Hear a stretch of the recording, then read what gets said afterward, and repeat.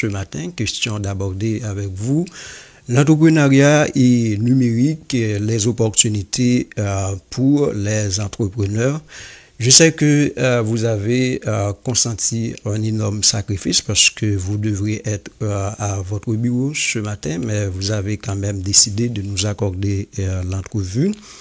Madame Mara, la première question, c'est d'abord, que faut-il entendre par l'entrepreneuriat numérique?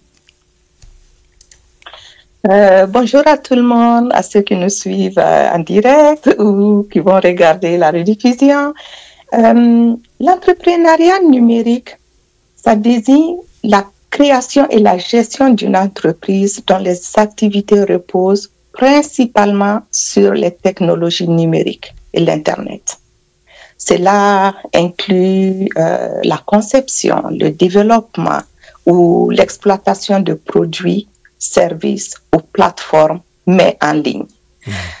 Je vous donne quelques exemples d'entreprises numériques. Par exemple, ce qui est vraiment connu, c'est le e-commerce, qui consiste à faire de la vente de produits ou de services via des plateformes en ligne, comme Amazon, comme eBay, ou des sites propres, des sites personnels, personnalisés. Et il y a aussi des applications mobiles, le développement d'applications pour résoudre des problèmes spécifiques ou offrir des services. Et évidemment, il y a le marketing digital aussi qui consiste à proposer des services de publicité, de gestion des réseaux sociaux, de la création de contenu comme les youtubeurs, les blogueurs, les influenceurs sur les réseaux sociaux qui monétisent leur audience. Donc, l'entrepreneuriat numérique se caractérise par sa flexibilité, sa croissance rapide et son potentiel global, car les entreprises peuvent toucher une audience internationale, mais avec des coûts relativement bas. Oui, moins élevés, oui. C'est ça. Ouais. Maintenant, dans la pratique, Madame Mara Naman, ça se fait comment dans la pratique? Je sais que vous-même, vous vous êtes lancé, ça fait longtemps. Dans la pratique, ça se fait comment et de façon pragmatique? Ok, en pratique, l'entrepreneuriat numérique repose sur l'utilisation d'Internet et des technologies numériques pour créer, gérer et développer une entreprise. Donc, je vous donne quelques pratiques ici. Pour réussir dans la pratique, tout d'abord, il faut avoir une idée du modèle d'affaires. Comme toute entreprise, même des entreprises physiques, il faut d'abord avoir une idée du modèle d'affaires, c'est-à-dire choisir une idée basée sur une niche qui peut être exploitée en ligne. Par exemple, le e-commerce, services numériques, des contenus éducatifs, etc. Un modèle d'affaires solide est crucial pour comprendre comment l'entreprise va générer des revenus. Et il y a aussi la création de la plateforme en ligne, parce qu'on parle d'en ligne. Et il faut développer un site web.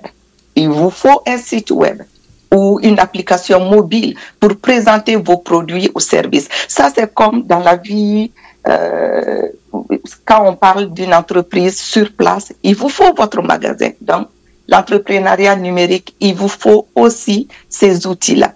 Et il y a aussi la stratégie de marketing digital. Quelle plateforme vous allez utiliser pour faire vos publicités en ligne? Car il y en a plusieurs. Vous pouvez utiliser Google, Facebook, YouTube, Instagram, LinkedIn, etc. Il y en a plusieurs. Et la présence aussi sur les réseaux sociaux. Utilisez ces plateformes dont je viens de citer et pour promouvoir votre entreprise, établir une communauté et interagir avec les clients.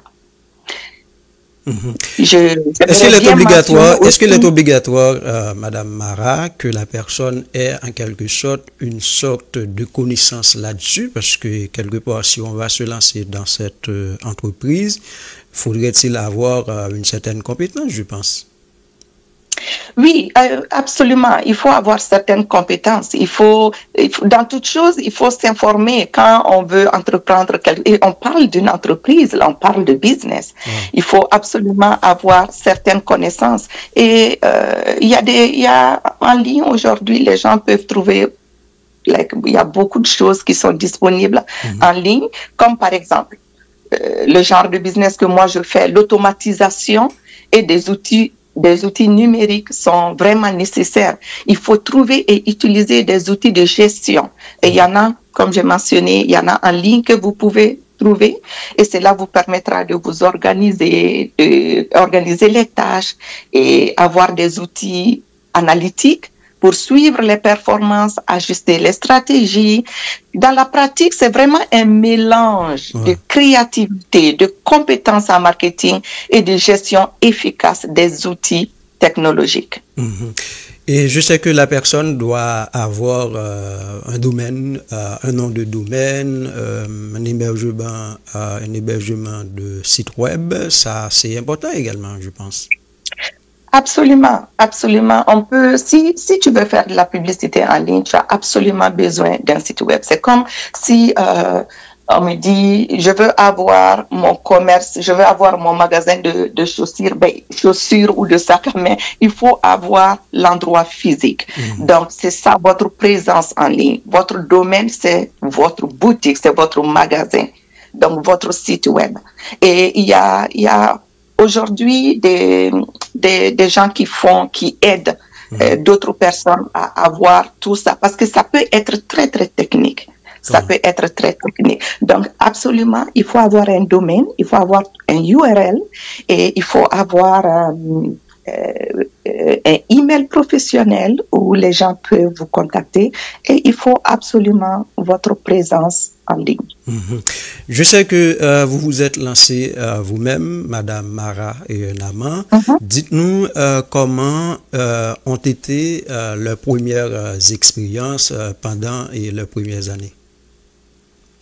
Le modèle de business que moi je fais, je ne suis pas passée à travers toutes ces étapes-là par moi-même. Parce que j'ai commencé mon business, j'ai adhéré à une communauté. Et cette communauté avait déjà ses outils prêts, disponibles pour moi. Alors, quand j'ai commencé, j'ai déjà eu automatiquement un mentor personnel. J'ai eu un coach personnel qui était là à chaque étape. Donc, le système, construire son site web, comme je viens de mentionner, on a des administrateurs qui étaient là. Donc, qui ont déjà préparé, c'est eux qui ont construit mon site web pour moi. Et j'ai été guidée, vraiment, j'ai été pris par la main, guidée pas à pas.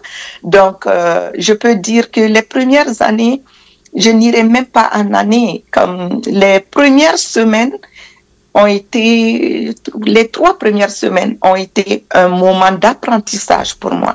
Parce qu'il fallait que je me familiarise quand même s'il y a des gens qui me guident, qui me montrent comment faire les choses, il fallait que moi, personnellement, je me familiarise pour, quand je me mets en ligne, je parais professionnel. Il faut connaître la chose. Donc, les premières semaines ont été vraiment des semaines d'apprentissage pour moi.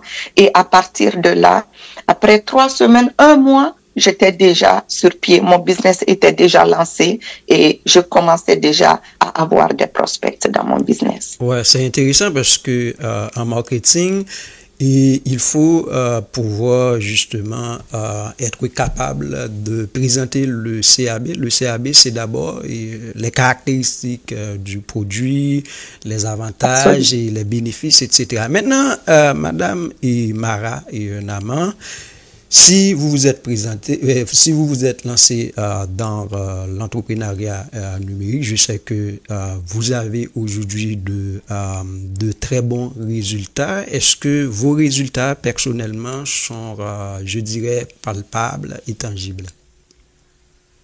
Absolument. Absolument. Cela fait 4 ans que je me suis lancée dans l'entrepreneuriat numérique et oui, définitivement, les résultats sont palpables, tangibles, dans la mesure où, et l'entrepreneuriat numérique que moi je le fais à côté, à temps partiel, parce que je travaille à temps plein au public, donc je le fais à temps partiel. Et aujourd'hui, je peux dire que ce que je gagne de mon entreprise à côté, mon entreprise numérique que je fais à temps partiel, dépasse vraiment mon salaire que je fais à temps plein dans mon travail. Donc, c'est vraiment des résultats palpables, là. C'est là. Et notre modèle de business, ce que moi je fais, je peux donner l'exemple concret sur ce que je fais, c'est comme si c'est du marketing digital que moi je fais, parce qu'il y en a plusieurs, tu vois, il y a le e-commerce, c'est du marketing digital que moi je fais. Et on reçoit des commissions parce qu'on est affilié à des grandes compagnies. Nous, on est affilié à une seule compagnie, une grande compagnie dont on reçoit des commissions.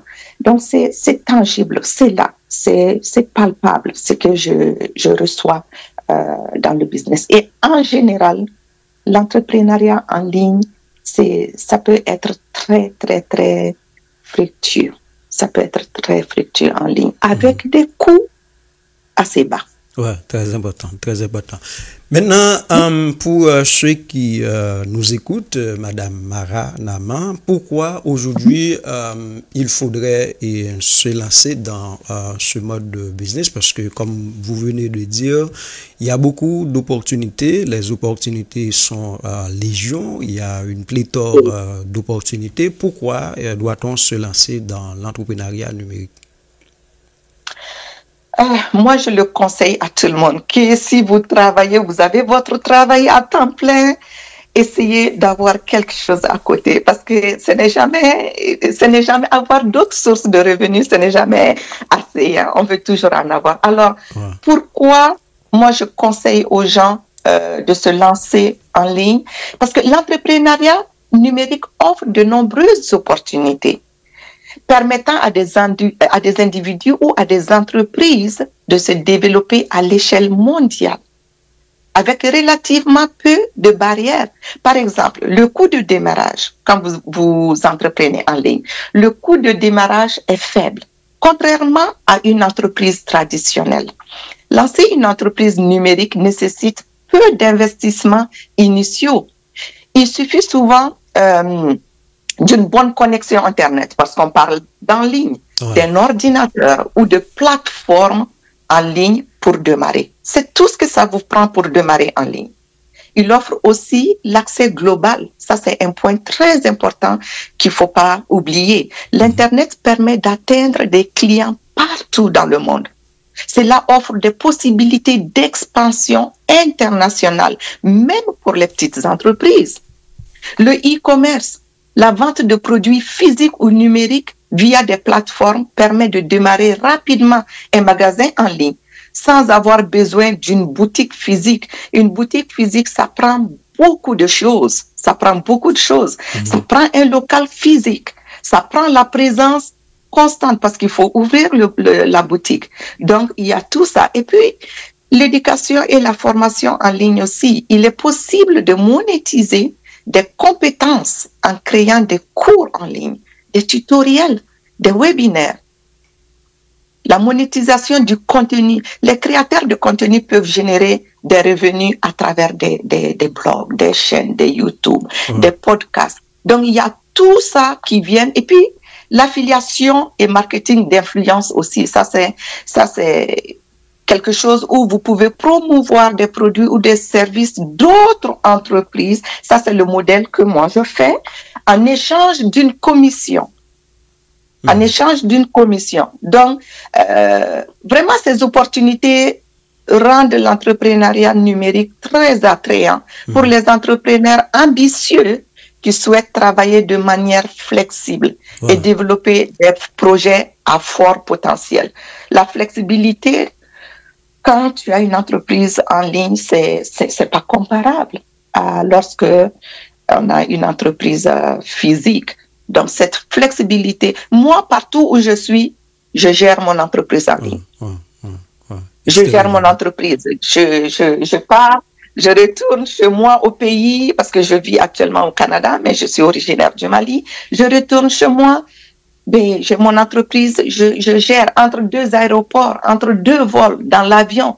Je continue à gérer mon entreprise. Donc, c'est pourquoi je conseille vraiment, c'est quelque chose qui peut se faire vraiment partout où vous êtes très flexible et vous êtes votre propre patron. Vous vous levez quand vous voulez, vous gérez votre entreprise quand vous voulez. Ouais, extrêmement important et à partir de son confort chez soi. Maintenant, les inconvénients, s'il y a des avantages, et très certainement, il y a tout aussi bien des inconvénients. Les inconvénients, c'est quoi, et Madame Mara Nama? Les inconvénients pour l'entrepreneuriat en ligne, bien qu'attrayant, présente aussi des inconvénients, comme toute chose, notamment la concurrence élevée. Le faible coût d'entrée, comme je viens de mentionner, attire beaucoup de concurrents. Se démarquer peut être difficile et nécessite des stratégies de marketing solides. Il y a aussi l'isolation. L'isolation, travailler seul depuis chez soi peut entraîner un sentiment d'isolement et un manque de collaboration directe avec des collègues. Ça, c'est pour les gens qui aiment interagir directement avec les gens. Donc, ça peut créer un sentiment d'isolement pour ces gens-là. Il y a aussi la dépendance aux technologies. Les pannes techniques, les piratages ou les mises à jour inattendues des plateformes peuvent interrompre les activités commerciales parce qu'on travaille avec de la technologie là. Et ça demande beaucoup d'autodiscipline aussi, il faut le mentionner. Il est parfois difficile de rester motivé et organisé sans la structure d'un environnement de travail traditionnel. Donc, ces défis peuvent être surmontés avec de la préparation. Il y a des défis, mais on peut les surmonter quand même avec de la préparation, de la persévérance et une bonne planification. Oui, ça c'est pour l'entrepreneur en soi, mais pour les consommateurs. Et je sais qu'aujourd'hui, on a beaucoup d'arnaques, il y a des gens qui se présentent sur la toile, mais pour arnaquer les gens, est-ce que quelque part, là, il n'y a pas une sorte d'inconvénient, parce que comment s'assurer que l'on parle, que l'on s'adresse à la personne directement? Ça, c'est très important, Bichara. C'est un point, aujourd'hui, nous, les entrepreneurs en ligne, c'est quelque chose qu'on essaye de se battre, de se protéger. C'est pourquoi il y a plusieurs plateformes aujourd'hui. Il y a la double d'authentification qu'il faut mettre. Quand vous travaillez en ligne, assurez-vous, même si vous ne travaillez pas en ligne, d'avoir la double authentification sur vos outils de travail ou sur les logiciels que vous utilisez pour identifier vraiment le modèle de business que nous on fait. Moi, si un prospect me contacte, la première chose que je vais faire, j'envoie mon numéro de téléphone. Vous pouvez identifier, vous pouvez voir que c'est moi. Et moi, c'est vrai, je travaille en ligne, mais j'aime les contacts avec les gens. Alors, j'ai un numéro, mon numéro est sur WhatsApp. J'offre mon numéro tout de suite. Si c'est quelque chose qui n'est pas bien, on ne va pas se montrer là. Et je fais des appels vidéo. Vous me voyez, je suis une personne réelle. Et si quelqu'un vous contacte, assurez-vous aussi, autant les clients ont peur des gens qui contactent pour venir en ligne, autant nous, les entrepreneurs, on a peur aussi des gens. Ça va dans les deux sens. Donc, il faut faire très attention. Ne vous lancez pas dans des choses. Ne donnez pas vos informations personnelles à un robot parce qu'avec l'intelligence artificielle aujourd'hui, ça devient encore c'est compliqué parce que le système est bien organisé quand même. Absolument, absolument. L'intelligence artificielle, non, oui, ça vient nous aider, mais ça complique encore plus les choses. Soyez prudents en ligne. Soyez prudents en ligne. Si vous interagissez, vous avez des interactions, excusez-moi, avec des gens, assurez-vous d'être sûr que vous voyez la personne, vous connaissez la personne. Allez-y sur la page de la personne. Faites des recherches. Apprenez à savoir, à connaître plus. Depuis combien de temps cette personne est en ligne? Depuis combien de temps cette personne fait ce business en ligne? Est-ce que cette personne a des gens qui les suivent? Il faut s'informer aussi. Et encore une fois, ne donnez jamais vos informations personnelles. Je ne parle pas d'une adresse email, d'un nom, non. Je parle des informations personnelles, des informations bancaires, ne donnez pas, n'envoyez pas de l'argent à travers des systèmes sans vraiment vous assurer que vous êtes en train d'interagir avec des vraies personnes, pas des robots.